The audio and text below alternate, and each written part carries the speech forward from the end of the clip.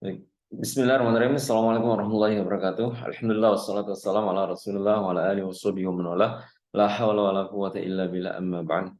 Baik, saya Zulkifli Hadi Imawan dengan Mikdam Bakti akan mempresentasikan tentang Syekh Muhammad Nawawi Al-Bantani dan kontribusinya dalam membumikan hukum Islam di Nusantara pada abad 1920 Masehi.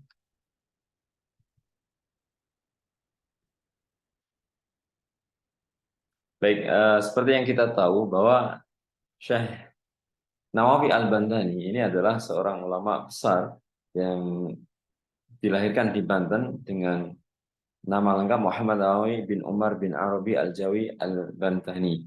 Ya, lahir pada abad ke-19 Masehi, 1814 Masehi di Banten, dan beliau ini sebelum menjadi salah satu ulama besar, itu beliau adalah orang yang sangat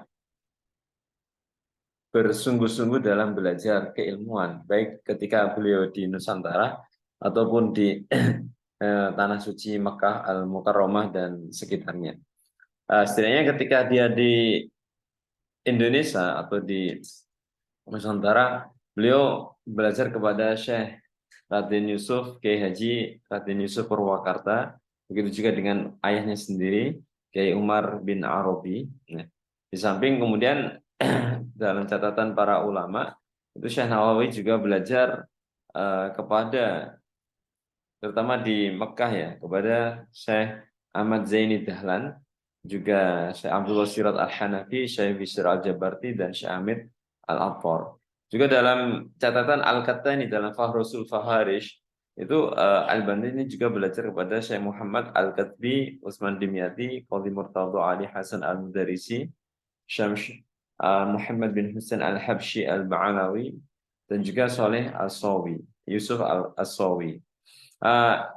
Juga ketika di Mekah, beliau juga bertemu dengan para ulama Indonesia atau para ulama Nusantara seperti Syekh Abdul Ghani Bima, Syekh Yusuf bin Arsyad Al-Banjari, Syekh Fatimah bintu Abdul Somad Al-Falimbani, Syekh Mahmud Kinan Al-Falimbani, Syekh Aqib bin Hasanuddin Al-Falimbani, dan juga Syekh Ahmad Khatib Sambas.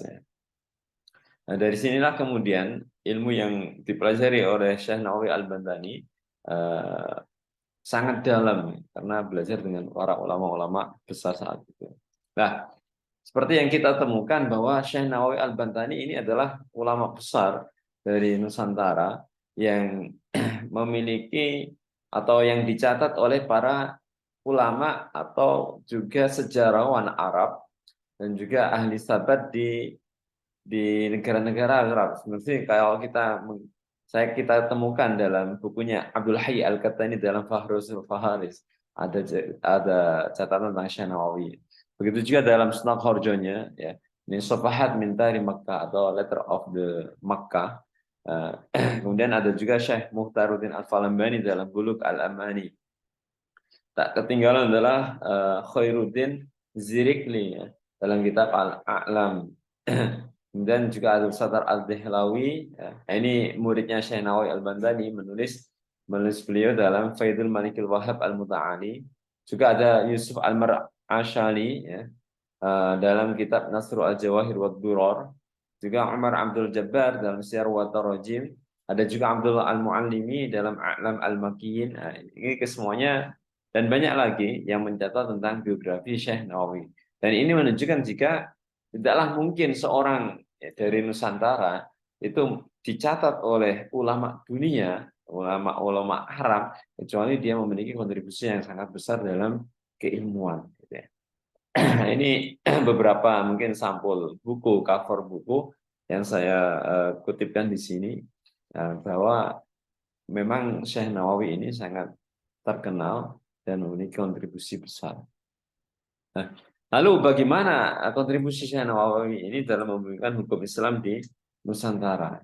Nah, baik, ini pertama adalah melalui para muridnya yang beliau bina di Mekah Al-Mukarramah.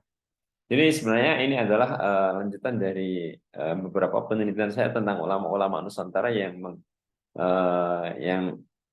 menjadi para ulama besar di Masjidil Haram. Selain Syekh Mahfud Al-Masih, ini ada Syekh Nawawi Al Bantani. Nah, beliau ini eh, mengajar di Mekah, di Masjidil Haram dan juga di rumahnya yang senantiasa penuh. Bahkan catatan Sunan Horjonya itu Syekh Nawawi ini penuh terus dengan murid-muridnya yang menimba ilmu di situ. Padahal kalau kita lihat sejarahnya di Indonesia pada abad ke-19 itu berada di puncak penjajahan Belanda. Tetapi sebaliknya di Mekah, Indonesia saat itu justru para ulama Nusantara menduduki posisi penting menjadi guru-guru besar, masyayikh, masyayikh kibar di Makkah Al-Mukarramah. Nah, salah satunya Syekh Nawawi. Nah, karena itulah banyak para pelajar dari Jawa atau dari Nusantara yang belajar kepada Syekh Nawawi Al-Bantani. Ini ada catatannya tentang hal itu eh, di bukunya Snok Horjonya dan ulama-ulama lainnya. Nah, belum mereka ini dibina, ya. Bahkan ngaji di tempat Syekh Nawawi itu diberi makan, disiapkan oleh istrinya. Maka mereka senang di sini. Nah, di sinilah kemudian lahir para muridnya yang merupakan ulama-ulama besar. Misal kalau kita lihat Syekh Hashim Asy'ari ini ngajinya berguru ke Syekh Nawawi Al-Bantani. Ya, ini yang kalau di Indonesia nanti mendirikan Jamiah Nahdlatul Ulama yang ini menjadi salah satu organisasi Islam terbesar di Indonesia. Begitu juga ada Syekh Ahmad Dahlan. Ahmad Dahlan yang dulunya namanya Muhammad Darwish. Nah, ketika belajar saya kepada Syekh Nawawi Al-Bantani, pulang ke Indonesia mendirikan Muhammadiyah. Ini yang termasuk juga yang terbesar. Ada Syekh As'ad Mustafa Al-Bantani, Syekh Abdul Haq Al-Bantani, Syekh Abdul Haq Al-Bantani, Syekh Tubagus Ismail, ya. Dan ulama-ulama lainnya yang mereka semua adalah para murid Syekh Nawawi Al-Bantani. Ya, ini.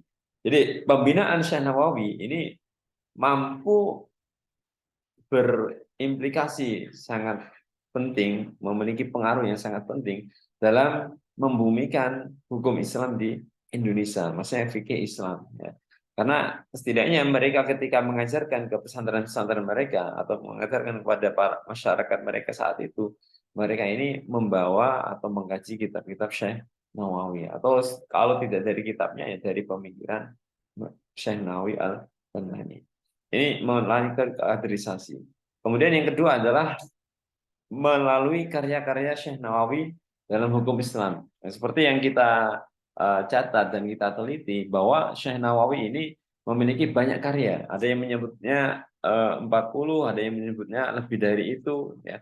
Nah, tapi dalam berbagai funun, ya, funun Islamiyah, ada fikih, ada hadis, ada juga tafsir, ada sorof, ada bahasa, ya, ada juga akidah, tasawuf, ada sirah dan lain-lainnya. Tapi dalam beberapa kitabnya yang terkait tentang hukum Islam ini ada misal kitab Uqudul Lujain atau Kasifatus Syaja' fi Syarh Hanafi Najah atau Sulamun Najah gitu ya. Nah, Azza Aslimar Ayani Asyarah Riyad Al-Badi'ah.